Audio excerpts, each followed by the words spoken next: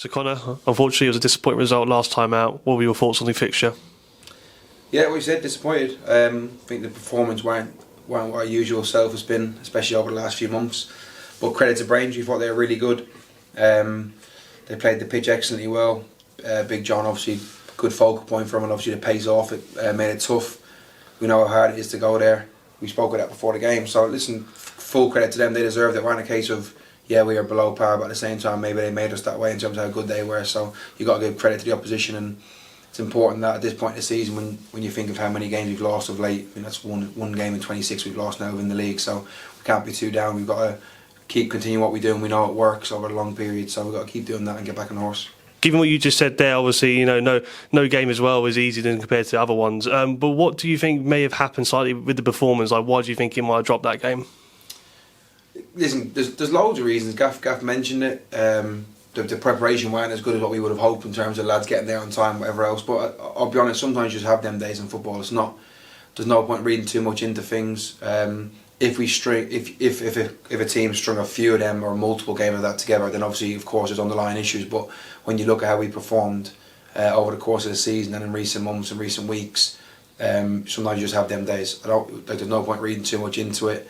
Lads are going to have off days. Everyone's human. Everyone has a bad day, whether it be in any walk of life, not just football. So if 4 or 5 have that at the same day, it obviously gives you an uphill battle. And to be fair to Braintree, as I said, it's a tough place to go. They got players in electric form, and they probably deserve to beat us more comfortable than the game ended up. So we have no gripes with the result. They fully deserve to beat us. Credit goes to them, and we have to pick ourselves up, not be too down, and bounce back now this weekend. Looking ahead then, as you just said there, like as a coach thinking this way, how do you pick up the players and make sure the morale or the performances don't drop looking ahead to the next few fixtures? Listen, when you've lost one league game in 26, I don't think you need to do too much to pick the lads up. We're in an amazing position.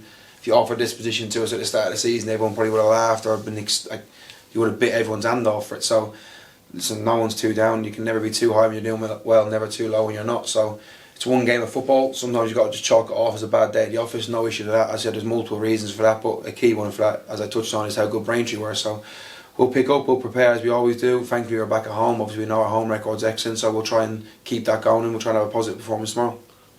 So yeah, looking again ahead, this Saturday we're facing Wealdstone in the league in a derby day as well. How important would you say a derby day is for the team, for the players, and just football in general? Yeah, it always adds a little bit of extra to it, doesn't it? Of course it does. 12:30 kick-off, sunshine. It's going to be a big crowd by the looks of from what you can see. So, listen, it means a lot. It means a lot to both fans. We obviously have a lot of players and staff, even ourselves, that have been at Wealdstone and come here, and we understand the rivalry. So we'll relay that to the players. But at the end of the day, we got to just go and implement our game plan and be cool-headed. So we can't get caught up in the emotion of it all. Of course, it can make it more even. You know what derby's like. Anything can happen in derby, but we got to be calm, go over our game plan, and just stick to what we do and what our beliefs are. Just speaking finally on the fixture then, looking ahead towards the game, what are your thoughts overall on the fixture? Listen, they've had a couple of good results. They picked up a great result last weekend and a big one last midweek also against Boston in a bit of a 6-pointer. So they're on good form.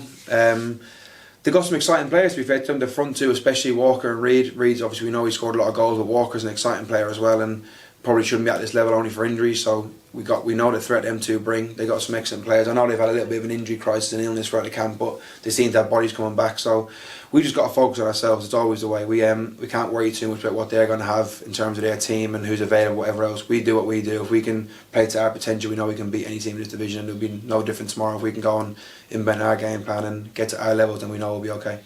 Great, Connor, thank you very much for your time.